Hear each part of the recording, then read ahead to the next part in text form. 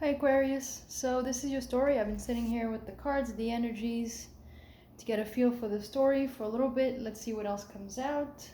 Let's start. For this reading, actually, I haven't done this in a really long time. I actually got clarifiers because I wanted to figure out more about this, and I hope it helps. But so, first card we have here for the archetype is the mask. Let me take the second card so that you see the shadow, the mask and the shadow. Now, so especially during these retrogrades in this period in time, when in this oscillation period, you are being called to look at sort of your ego in a way that, like, how you present yourself to the world, what you project yourself to be out there, what you project onto others. Basically the shadow side of your mask here. Because the mask doesn't, you see, there's polarity in this mask. There's what we would say is the light aspect and the shadow aspect, the dark aspect. Now the light aspect of the mask isn't necessarily a bad thing, especially if you are some type of artist, like an actor, for example. The mask is basically, the theatrical masks, the sad face and the happy face. This would be a positive card to get as an actor, because it really means that you are able to put on the personification of the character that you're playing. But in real life, you are doing that in a way that is actually more so lying to others, or portraying yourself as something, or projecting parts of you onto the world that are actually coming from your shadow side. So you're hiding things about yourself, or you're hiding intentions, or whatever it is that's going on. You're projecting a part of you onto the world that is actually part of your ego that is more destructive than helpful. And we all do that. We've all done that, especially during our childhoods and our early adulthood.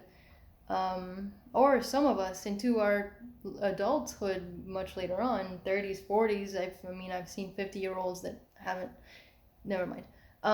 You know what I mean. But this is basically, this is a perfect time for you to go within and look at this aspect of you that you project onto others or project onto the world, and confront it. Why would you want to do that? So that you can turn knowledge into wisdom. And this is the first card from the Spirit Animal Oracle deck, the Wolf Spirit. So this is why, because it is time now to use this ability for more of in a lighter way, in a positive way, than to be hiding parts of yourself that maybe you were ashamed of as a kid, or you were neglected and you had to put on an actress to get attention, those kinds of things. It's time to look at those patterns and look at the shadow side of that mask and really go within. Here it is, Swan Spirit. Really go within. Time for a deep dive. Where is it gonna? It's okay, focused over here. Time for a deep dive. So definitely time to go within this shadow part of you and see what it is about. Now, the great thing about this mask is that this is also a very theatrical, this is like, I would say the energy that I feel is like the upgrade from the mask, where this is the world, the you within yourself. This is what you can project out into the world once you do this work. If you don't do any of the work of the shadow self, you're definitely projecting really harshly into the outside world what your inner insecurities and things like that are. But if you do the work of the shadow, now you amplify that mask power, that mask energy, into the shapeshifter, which basically is, like I was saying, for example, if you are an actor, I don't know why my nose is itchy. If you are an actor, you're really able to take on the energy or the persona of the character that you're in a really believable way, a very genuine, honest way, and become the shapeshifter. The shapeshifter is basically the ability to harness a certain type of energy that you need in the moment. Hopefully, if you go through the lighter side of this, you're doing it for the greater good, to help you. You can harness the energy that you need to really play mostly on this part of the wearing a mask, of the artistry, of the creative part of you. And you're able to, once you master that ability, you're able to do that whenever you want, whatever energy you need at whatever moment. You can harness it and use it at will, because now you've become the shapeshifter, which is just somebody who is able to maneuver energies for whatever they need them to be in the moment. Hopefully, for the later part of your life, after you do this work, it would be, again, the lighter part of that. Now, this is when it gets interesting. To me, this is being reflected on the outside through a relationship right now. A relationship, it could be a very close friendship, it could be a very close familial bond, and it can be a romantic relationship. If you're very close to your boss, that could also be a co-worker or a boss situation. But the reason why I say that is because there's the beloved here. And so it very much feels like you're having a hard time in this relationship because you're not realizing that you're projecting a lot of yourself onto them, which is causing problems, it seems. But it feels like or you're being called to, or you do want to figure this out so you can work on this relationship or this part of you. The advice here, Hawk Spirit, let Spirit be your guide. So definitely, if you meditate, if you pray, if you like to talk out loud to whatever it is that you believe out there, to Shiva or Allah, whatever it is that you believe in, or animal spirits. This is a big part of animal spirits being all around you, trying to help you right now, like animal totems, power animals, that kind of thing. Power totems, spirit animals, that kind of thing. So this is what's difficult about the situation, is the beloved, be loyal to what you love. So this is a relationship here, a really, really, really close bond, loving bond, but perhaps you get lost between them and you. And if you want to be loyal to them, to another person, first you have to learn how to be loyal to you. So you have to find out what your integrity is about and what you really believe in, and what if you want to receive what you give out, you have to become those qualities that you give out. So loyalty, honesty, trust, all that kind of stuff, you have to become the best parts of those energies so that your relationships will give them back to you. Now, here's the thing, there seems to be a little bit of a block here. Because this card, to me, when I pulled it today, when it came out, it very much feels like there's something still keeping you in your childhood stories, in your childhood wounds, and when it came out, it said comfort zone. It said like you really are having to be asked to get out of your comfort zone, which is what the block is, because that, I mean, specifically to me, is one of the hardest things to do. But everything up to this now has been it's been sort of, you've been making the safer choices, but it hasn't really gotten you to where you want to be. You want a higher level of love, you want that career, not the job, whatever it is. It hasn't really gotten you to a place because you haven't gotten out of your comfort zone. You're still attached to that sort of safety that you were taught to be as a child. And it's actually holding you back, but it's being mirrored through this relationship, whatever this relationship is. The next advice here is Hummingbird Spirit, be here and now. Be here now. There's no end. There could be. Maybe that's why I said it. I don't know. Maybe some of you it's be here and now. Maybe some of you it's be here now. But either way, oh, this is beautiful. I always notice new things whenever I look into these really strong vibe of Buddhism here, but this is very spiritual. I mean, obviously, mindfulness, to be here now is not an easy task. It's to constantly be very focused on the present moment. Oh, here, my cats are sleeping. Anyway, cats distract me so easily. So whatever it is that you're trying to figure out, it's because there's still a part of you that's stuck in the past that's keeping you small, and it's reflected back in this relationship. And this is saying, once you go deep within, once you dive within and you figure out what it is that keeps you scared or in your comfort zone, you will be able to make that decision. Make a different decision that you haven't made before, whether it is within yourself or whether it is in this relationship, whether you need to let them go because this is toxic, or whether it is that you need to be more honest with yourself so that you can have a more honest relationship with them. And it says once you find that answer, it's asking you to never look back. So you know the theory of the thing about the arrow that they say, an arrow to go forward first needs to be pulled back, and that's what doing this shadow work is first you need to be pulled back and look at your subconscious, look at your patterns.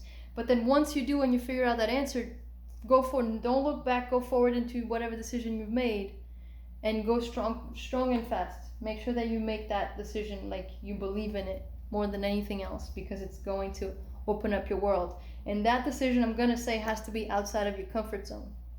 Something that you think like, I can't do this. This feels weird, and why would I put myself in that position? Usually that's follow that path is what I would say. Don't follow my advice. If it rings true, if it resonates, go for it. Only once you do that, only once you find that answer and you go forward and you make that decision that whatever it is for you, will you heal. There's like, it's almost like once you shoot that arrow, instantaneously, ton of healing energies are going to come your way. And really, it's almost like a kundalini awakening is going to happen within you. And you see all the animals here, and the shapeshifter is really heavily about in this field about a lot of animal totems, a lot of animal spirit guides around you are now trying to help you. And all of these animals here in this card, it's like there's, once you figure out this pattern and stop it and believe in yourself and get out of your comfort zone, the medicine wheel is here